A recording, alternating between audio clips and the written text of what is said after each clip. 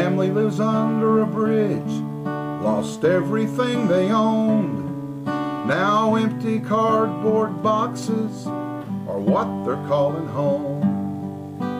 This is where Jesus would go.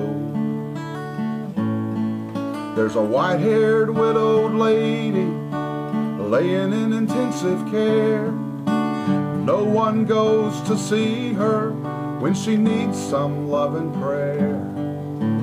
This is where Jesus would go. This is where Jesus would go. It was this very foundation that allowed Christ to endure, suffer, and be executed. Love, how beautiful it is.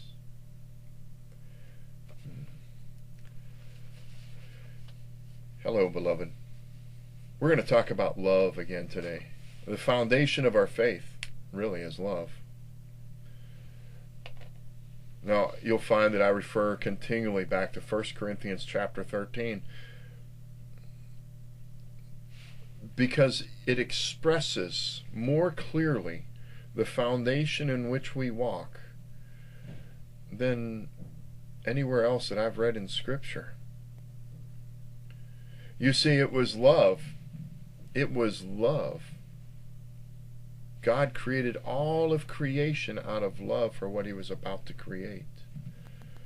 You see, it takes the entire universe to support the galaxy, to support the solar system, to support the planets and our sun, to support the earth. And it takes the makeup of the earth, this created blue marble in space, to support life on earth.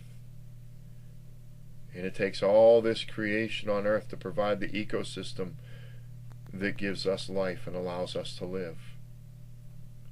God created man in His own image, and He had fellowship with man.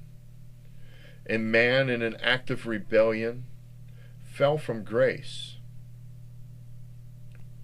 Now, I have a wonderful sister that wrote me a letter to question me about God's removal of His grace on man. The justification for this was the scriptures that talk about the fallen angels, Lucifer in specific, to be known as Satan, who fell from heaven. But nowhere in Scripture does it support the redemption for anything else except what was created in the image of God, man. All of the redemption was done for man, to give us a way of being restored to a holy God. Our salvation, or more correctly, God's salvation.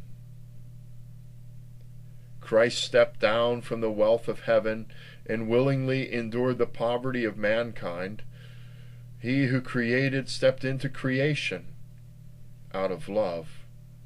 He who created walked among His creation in the lowly state of a man out of love, suffering and enduring out of love, to be unjustly crucified out of love. And He calls us to love what He loves. When we surrender ourselves to Christ, we are surrendering our desires and our passions to become His desires and passions, and our foundation is love. My beloved, as I responded in part in a letter,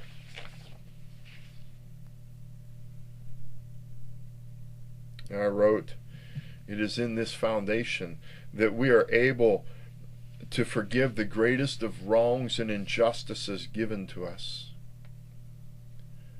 You see, love will endure great things, great injustices, and great sufferings.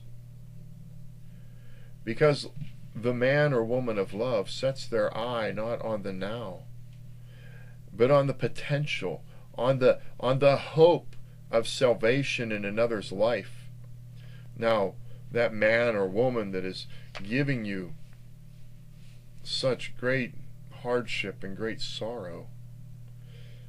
The ones that come against you, sometimes in contempt, sometimes in self-righteousness. Regardless, they come at you, and yet you respond in love. Listen, to the believer, the man or woman who walks in love becomes an encourager, inspiring them and encouraging the other believers, the saints, to reach for greater heights in Christianity, to draw closer to God. The believer, the man or woman who walks in love, as their foundation is in love, for those who are lost in the darkness, crying out for hope, searching for light, hoping for hope. You become the symbol of their hope, pointing them in the direction of the one who is faithful to save. You, man or woman who walks in the foundation of love, become the sign that points them to Christ. You are the encourager of the faith. You are the rescuer of the drowning. And for those who walk in utter contempt and rebellion against God, you become their stumbling block, leaving them with no argument or justification before God on their day of judgment, because instead of walking in retribution or walking in vengeance or walking in justice delivered, you walked in love.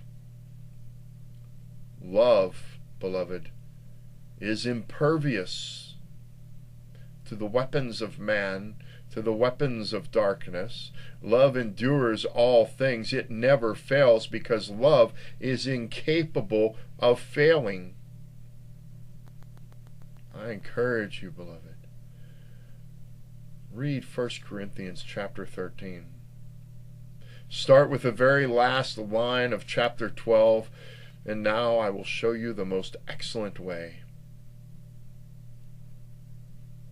Go back in my previous teachings, focusing specifically on the most excellent way, the way of love. Spend time before God, my brothers and my sisters, not just seeking out an understanding of the way of love, but that application in our life to walk as a man and a woman in the ways of love, that we can rise to great heights in our walk when our foundation is firmly fixed. Think about it, and God bless you. There's a broken-hearted father suffered his greatest loss as he watched his only son die on an old rugged cross. This is where Jesus would go. This is where Jesus would go.